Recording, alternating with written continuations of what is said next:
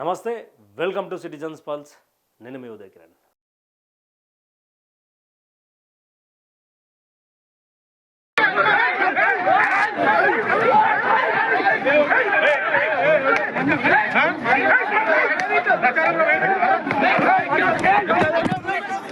Big breaking news చూస్తున్నాం.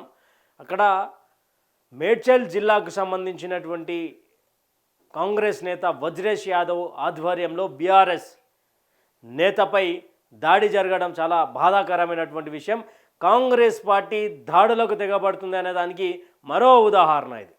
నిన్న కాంగ్రెస్ పార్టీకి సంబంధించినటువంటి కార్యకర్తలు, నాయకులు భూత్పూర్లో అస్మా నిరుద్యోగి మీద కూడా పెద్ద ఎత్తున దాడి చేసే ప్రయత్నం చేశారు. నిరుద్యోగి అస్మా మరియు నిరుద్యోగులంతా కలిసి ప్రచారం చేస్తున్నటువంటి సమయంలో అక్కడ కూడా కాంగ్రెస్ నాయకులు దాడి చేసే ప్రయత్నానికి ఎండగట్టారు. అయితే ఈరోజు అది మరవకముందే ఈరోజు కూడా మేడ్చల్కు సంబంధించినటువంటి వజ్రేష్ యాదవ్, కాంగ్రెస్ నేత వజ్రేష్ యాదవ్ ఆధ్వర్యంలో బీఆర్ఎస్ నేత పరమేష్పై దాడి జరగడం చాలా బాధాకరమైనటువంటి విషయం. ఒకసారి వీడియో చూడొచ్చు. ఇక్కడ మొత్తానికి కూడా బీఆర్ఎస్ నేత పరమేష్ తర్వాత కాంగ్రెస్ నేతలు కొడుతున్నటువంటి విజువల్ చూడొచ్చు ఒకసారి. అంటే ఇక అధికారం మీదే అని చెప్పి అసలు పరమేష్ మీద దాడి చేయడానికి వచ్చారా, లేదా మాజీ మంత్రి మల్లారెడ్డి గారి మీద దాడి చేయడానికి వచ్చారా? అంటే ఆంధ్రప్రదేశ్ సంబంధించినటువంటి రాజకీయాలను పొనికిపుచ్చుకుంటున్నారా? అక్కడ వజ్రేష్ యాదవ్ ఏమో దాడి చేస్తుంటే ఇక్కడ ఈయన బాస్ రేవంత్ రెడ్డి బూతులతో రెచ్చిపోతా ఉన్నాడు. మరి ఇది ఏ విధంగా చూడొచ్చు? ఆంధ్రప్రదేశ్ రాష్ట్ర రాజకీయాలు చూస్తున్న మట్టుడుకుతా ఉన్నాయి. ఎప్పుడు కూడా తెలంగాణలో ఈ కల్చర్ లేదు, కొట్టుకునే కల్చర్. ఈ మధ్యకాలంలో కాంగ్రెస్ పార్టీలో ఇందిరమ్మ రాజ్యం వచ్చిన తర్వాత కాంగ్రెస్ నేతలు బీఆర్ఎస్ కార్యకర్తల మీద ఎగబడి కొడుతున్నటువంటి విజువల్ క్లియర్గా కనిపిస్తున్నాయి. ఎందుకు ఆంధ్రప్రదేశ్ని ఏమంటారు దాన్ని ఎగ్జాంపుల్గా తీసుకుంటా ఉన్నారా? అలా దాడి చేయాలా, ఇలా దాడి చేయాలా, అలా కొట్టాలా, ఇలా కొట్టాలా ప్రతిపక్షంలో ఉన్నటువంటి వాళ్ళని ఏ విధంగా ఇన్స్పైర్ అవుతా ఉన్నారు ఆంధ్రప్రదేశ్ రాష్ట్ర రాజకీయాల నుంచి? తెలంగాణలో ఇప్పటి వరకు ఇలాంటి కొట్లాటలు లేవు. మరీ ముఖ్యంగా కాంగ్రెస్ పార్టీ కార్యకర్తలు గుర్తుపెట్టుకోవాలా. ఈరోజు ఇలాంటి దాడులకు తెగబడ్డటువంటి వాళ్ళు గుర్తుపెట్టుకోవాలా. ఏ పార్టీ వాళ్ళైనా సరే ఈరోజు అధికారంలో మీరుండొచ్చు, రేపు బీజేపీ బీఆర్ఎస్ రావచ్చు. మరి ఆ రోజు మీ పరిస్థితి ఏంది? ఈరోజు మీ అధికారం ఉన్నది, పోలీస్ బలగం మొత్తం మీ సైడ్ ఉన్నది. ఇక్కడ ఎమ్మెల్యే ఎవరైనా కానీ అధికారంలో సీఎం రేవంత్ రెడ్డి ఉన్నాడు కాబట్టి ఇందిరమ్మ రాజ్యంలో ప్రతిపక్ష నేతల మీద దాడులు చేయొచ్చని గంభీరమైనటువంటి ఒక ఆలోచనతో ఉన్నటువంటి వాళ్ళకి చెప్తా ఉన్నా. అధికారం మారితే మీ పరిస్థితి ఏంది? మరి ఈరోజు వజ్రేష్ యాదవ్ ఉంటాడు, లేకపోతే వేరే పార్టీలకు పోతాడు అనుకుందాం ఎగ్జాంపుల్. అప్పుడు దాడి చేసినటువంటి కార్యకర్తల పరిస్థితిని వీళ్ళ చేతికి అధికారం వస్తే మీ తాటలు తీస్తారు కదా. దయచేసి కార్యకర్తలు సమయానం పాటించండి. అధికారం ఉంది కదా అని చెప్పి ఉరుకులాడి నీళ్లు తాగే బదులు నిలబడి తన కూర్చొని నీళ్ళు తాగురి. అధికారం మారిన తర్వాత ఎవడు ఏం చేయలేం. ఈ కోపాలు తాపాలు అన్ని మనసులలో పెట్టుకొని అధికారం మారిన రోజు, గెలిచిన రోజే జరగవచ్చేమో. ఎందుకండి నాయకులు ఒకటిగానే ఉంటారు. మీకెందుకు ఈ మధ్యలో దాడి చేసే సంస్కృతి ఎక్కడి నుంచి తీసుకొచ్చారు? ఎందుకు కొడుతున్నారు? అంటే ఆడ జరిగిన సన్నివేశం కొన్ని సోషల్ మీడియాలో వచ్చింది ఏంటంటే కాంగ్రెస్ నేతల ప్రచారంలో సౌండ్ తగ్గేయమని చెప్పి అడగడానికి వెళ్ళినటువంటి వ్యక్తి మీద దాడి చేసిరని చెప్పేసి క్లియర్గా ఒక సోషల్ మీడియా చెప్తా ఉన్నది. ఏ విధంగా చూడొచ్చు? తర్వాత ఇక్కడ మాజీ మంత్రి మల్లారెడ్డి గారి స్పీచ్ కూడా చూడొచ్చు.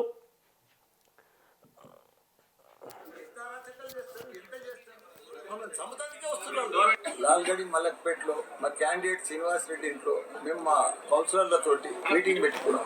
ఎట్లా జరుగుతుంది ప్రచారం, ఏం జరుగుతుంది. మేము మీటింగ్ పెట్టుకుంటే నేను వచ్చేది చూసి, నా కారును చూసి వాళ్ళు ఒక ప్రచారం పట్టిని మా ఇంటి వీళ్ళ ఇంటి శ్రీనివాస్ రెడ్డి ఇంటి బట్టి పెట్టి అది పెద్ద సౌండ్ తోటి 1/2 అవర్ చూసినాం. మా వాళ్ళు కార్యకర్తలు పోయి జర సౌండ్ తక్కువ చేయదు, లేకపోతే ముందుకు తిరుగురు, ఇక్కడ ఇంటి ముందుకు వెళ్ళి జరిపి మంచి వాళ్ళు జరపకుండా అట్లనే చేసి లొల్లి చేసి ఆ బండికి తాళం వేసి సౌండ్ పెట్టి వెళ్ళిపోయి డ్రైవర్. వెళ్ళిపోతే మా వాళ్ళు పోయి వైర్ తీస్తాందుకు పోయి అంతేగాని అక్కడికి వెళ్ళి వజ్రేష్ యాదవ్ వచ్చి దౌర్జన్యంగా ఆయన నెత్తిబల కొట్టిండు. నీ పేరు శంకర్ అన్న, పరమేశ్వర్ నెత్తిబల కొట్టిండు, దౌర్జన్యం చేసి మేము ఇంట్లో నేను మా మల్కాజ్గిరి ఎమ్మెల్యే ఇద్దరం ఉంటే గోడలు దర్వాజాలు ఇరగొట్టి వచ్చి దౌర్జన్యం కొడతానికి వచ్చి ఇది ఏంది? ఇది మా క్యాండిడేట్ ఇంట్లో మేము కూర్చొని డిస్కషన్ పెట్టుకుంటే 1,000 మందికి వచ్చి మా ఇంటి మూట దౌర్జన్యం వచ్చి మనం కొడతానికి వచ్చి మీ రిపోర్టర్స్ అందరు ఉన్నారు. మా ప్రతి రిపోర్టర్, TV5 రిపోర్టర్ ఉన్నారు, మీ రిపోర్టర్లు ఉన్నారు, నువ్వు కూడా ఉన్నారు, అందరు ఉన్నారు. ఇది ఇంత దౌర్జన్యం చేస్తే ఎట్లా ప్రజాస్వామ్యం అవుతుంది? కాంగ్రెస్ ప్రభుత్వం అంత దౌర్జన్యం అవసరమేముంది? వాళ్ళు ఓడిపోతున్నారో ఇంత దౌర్జన్యం చేస్తారు అట్లా. పోనీ మేము డబ్బులు మస్తు పట్టుకున్నారా? పోనీ మేము ఇంకా డబ్బులు పెట్టుకున్నామా? మేము ఇవన్నీ చెక్ చేసుకోమని చెప్పినాం. ఇంత దౌర్జన్యం మేము ఎప్పుడు చూడలేదు. ఎంత అరాచకాలు చేస్తారు, ఎంత చేస్తారు? మమ్మల్ని చమతానికే వస్తున్నారు. మమ్మల్ని దర్వాజాలు పెట్టి మా గన్మెన్లు దర్వాజాలు పెట్టకపోతే మమ్మల్ని దర్వాజాలు నూకేసి కొట్టడానికే వచ్చింది. అంత ఇది వచ్చింది. అది ప్రత్యేక సాక్షులు ఇక చూసిరు కదా. అయితే ఆయన బీఆర్ఎస్ పార్టీకి సంబంధించినటువంటి నేత శ్రీనివాస్ రెడ్డి ఇంట్లో మల్కాజ్గిరి ఎమ్మెల్యే రాజశేఖర్ రెడ్డి మరియు మాజీ మంత్రి మల్లారెడ్డి ఇద్దరు కూడా భేటీ అవుతున్నటువంటి సమయంలో ఒక సమావేశం ఏర్పాటు చేసుకుంటే ఆ ఇంటి ముందే కాంగ్రెస్ పార్టీకి సంబంధించినటువంటి కార్యకర్తలు పూర్తి స్థాయిలో అక్కడ ఒక సౌండ్ సిస్టమ్ను పెట్టి దానికి లాక్ చేసుకొని పెద్ద ఎత్తున భారీ సౌండ్ పెట్టి వెళ్ళిపోతే బీఆర్ఎస్ కార్యకర్తలు చెప్పడానికి పోయినటువంటి సమయంలో అక్కడ చెప్పడానికి పోతే దానికి లాక్ వేసి ఉండడం వల్ల వీళ్ళు మళ్ళొకసారి చెప్పే ప్రయత్నం చేద్దామని పోతే అక్కడ మొత్తానికి ఎవరూ లేకపోతే వైర్లు తీసే ప్రయత్నం చేయడానికి ప్రయత్నించారు బీఆర్ఎస్ కార్యకర్తలు. అయితే ఆ టైంకే వజ్రేష్ యాదవ్ ఆధ్వర్యంలో వజ్రేష్ యాదవ్తో పాటు చాలామంది వచ్చి కార్యకర్తల మీద దాడి చేసి అక్కడ ఎవరైతే మొదటగా వెళ్ళినటువంటి పరమేష్ ఉన్నాడు బీఆర్ఎస్ నేత, ఆయనపై దాడి చేయడంతో ఆయన తలకాయ కూడా పగిలింది అంటూ సాక్షాత్తు మాజీ మంత్రి మల్లారెడ్డి చెప్పడం. అంటే నన్ను చంపడానికే వచ్చిర్రు, మా గన్మెన్లు డోర్లు పెట్టకపోతే ఈరోజు నన్ను చంపేసేవాళ్ళు, ఏం అరాచకం అని చెప్పి కూడా మాజీ మంత్రి మల్లారెడ్డి మాట్లాడుతున్నాడు. అసలు ఏం అరాచకాలు నిజంగా? ఇవి ఓటమి భయమా లేకపోతే ఏం భయం ఇది? ఎన్నికల సమయం రాగానే ఎందుకు కాంగ్రెస్ కార్యకర్తలు ఇంత విచ్చలవిడిగా దాడులు చేసే ప్రయత్నం చేస్తారు? నిన్నగాక మొన్న రాత్రి నా తోటి జర్నలిస్టు మిత్రుడు సన్నీ మీద కూడా దాడి చేసిరు. ఎవరు దాడి చేసిరు? న్యూజిలాండ్ సంబంధించినటువంటి జర్నలిస్ట్ సన్నీ మీద రాత్రి 10 గంటల 30 నిమిషాలకు దాడి చేసిరు. మరి కాంగ్రెస్ కార్యకర్తలు చేసిర్రా లేకపోతే వేరే వాళ్ళు ఎవరైనా చేసిర్రా? ఎవరు ఇంతకు చేసింది? ఎందుకు రోజు రోజుకి ఈ హత్యా ప్రయత్నాలు జరుగుతూ ఉన్నాయి? ఎందుకు దాడులు జరుగుతూ ఉన్నాయి? తెలంగాణ రాష్ట్రంలో లేనటువంటి కల్చర్ని ఎందుకు తీసుకొచ్చే ప్రయత్నం చేస్తుంది కాంగ్రెస్?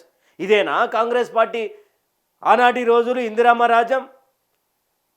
ఇంకా మీకేమన్నా భయంగా ఉంటే మున్సిపల్ ఎలక్షన్లకు ఎందుకు పోయారు? మరి అన్నీ ఏకగ్రీవం చేసుకోవాలి. వికారాబాద్లో స్పీకర్ గడ్డం ప్రసాద్ గారు, ఆయన స్పీకరు ఎక్కడ కూడా ఆయన క్లీన్ చిట్లు ఇస్తారు. ఆయన అక్కడ బీఆర్ఎస్లో గెలిచినటువంటి కార్యకర్తలను బీఆర్ఎస్లో ఏకగ్రీవమైనటువంటి కౌన్సిలర్లను తీసుకొచ్చి బిడ్డని మేయర్ చేయడానికి ఆయన కాంగ్రెస్లో కలుపుకుంటున్నాడు. ఆయన మళ్ళీ అందరికి క్లీన్ చిట్ ఇస్తాడు. ఆడ ప్రచారం చేసుకోవడానికి పోయినటువంటి బీఆర్ఎస్ నేతల మీద ఈ దాడులకు పాల్పడుతూ ఉన్నారు కాంగ్రెస్ నేతలు. ఎట్లా? ఏం రేవంత్ అన్న, మీరు హోమ్ మినిస్టరీ మీ తాన పెట్టుకున్నారు, ఏం చేసుకోనికే? ఎవరికైనా ఇయ్యిరి మరి. ల్యాండ్ ఆర్డర్ మెయింటైన్ చేయనిక రాకపోతే ఎవరికైనా సంబంధించినటువంటి వాళ్ళకు, అనుభవం ఉన్నటువంటి వాళ్ళకి అని. అనుభవం లేని ముఖ్యమంత్రికి ఇచ్చే మేము తెలంగాణ రాష్ట్రం ఇజ్జత్ పోయిందని చెప్పి బాధపడతా ఉన్నాం. అనుముల రేవంత్ రెడ్డివా లేకపోతే అనుభవం లేని రేవంత్ రెడ్డివా? ఎందుకు హోంశాఖ మీ తాన లా అండ్ ఆర్డర్ ఏడ కరెక్ట్ ఉన్నది? ప్రచారానికి పోయినటువంటి వాళ్ళ మీద దాడులు, అది నిరుద్యోగులు అయితేనేముంది, అది బీఆర్ఎస్ నేతలు అయితేనేముంది, ప్రశ్నించినటువంటి జర్నలిస్టులు అయితేనేముంది, మళ్ళీ మీదికి వెళ్ళి ఏమన్నా మాట్లాడితే కేసులు, సోషల్ మీడియా వారియర్స్ మీద కేసులు, యూట్యూబ్ జర్నలిస్టుల మీద కేసులు.